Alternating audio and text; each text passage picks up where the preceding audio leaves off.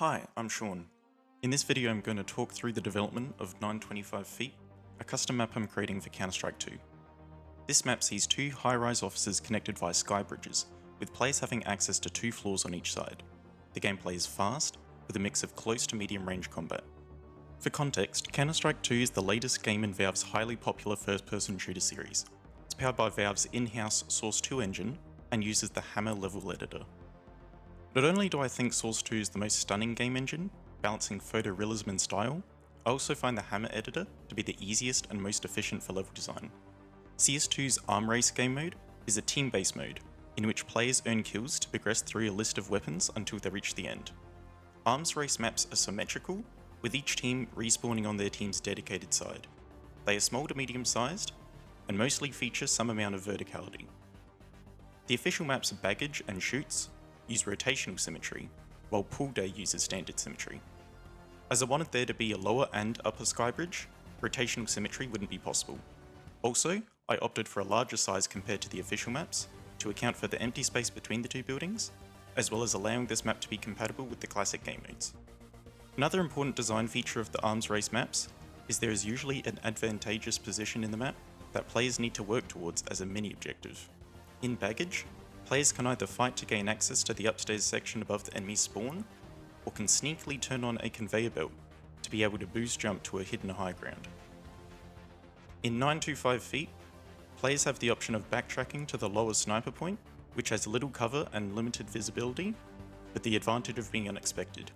Or they can head across the lower floor using either the shorter exposed path or the longer, safer path.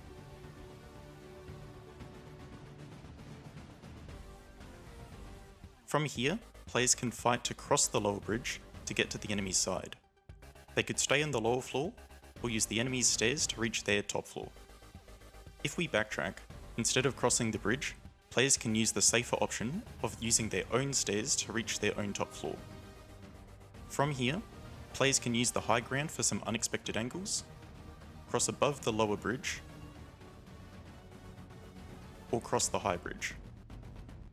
Once on the enemy's top floor, players have the ability to see into the enemy's spawn from above, or use multiple drop-down points to access key areas. Behind the enemy frontline, into the enemy's spawn, or behind the enemy's backline. While it's important for each map to feel unique and memorable, it should still match the overall aesthetic of the game and not feel out of place.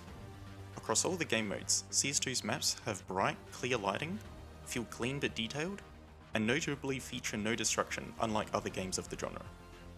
All this contributes to having clear, easy to read visibility to uphold the game's competitive nature. In most Arms Race maps, each team's side of the map is color-coded to help the player identify where they are and not be confused by the symmetry. In 925 Feet, I've made sure to follow these principles, giving the T side a warmer yellow color palette, and the CT side a colder blue tone. The CT side retexturing is still in the project backlog. In any game, if the player keeps unintendedly going the wrong way and encountering dead ends, it's usually a sign of poor level design. A good level will subconsciously guide first-time players using geometry and lighting to follow the intended route and ensure their first impression is a good one. In multiplayer FPS games, this also means that enemies shouldn't be able to hide in unexpected places too often. A powerful, advantageous position shouldn't blend in with its surroundings.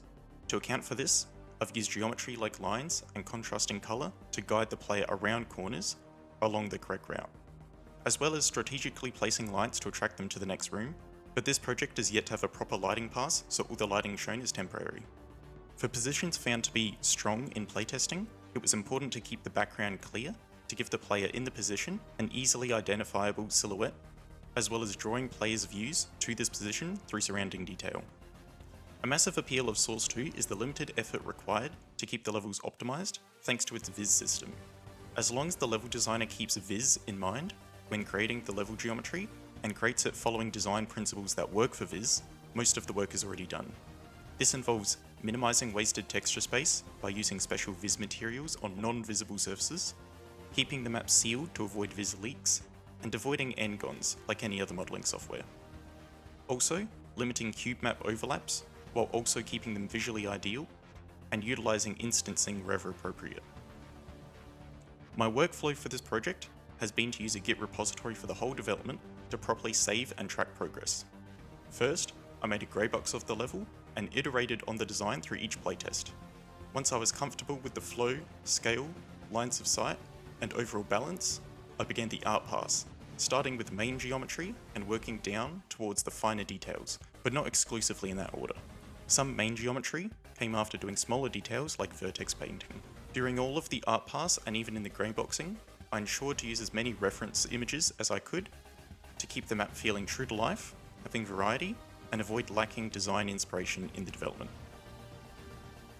This project is nearing its completion and is expected to be completed by early 2025.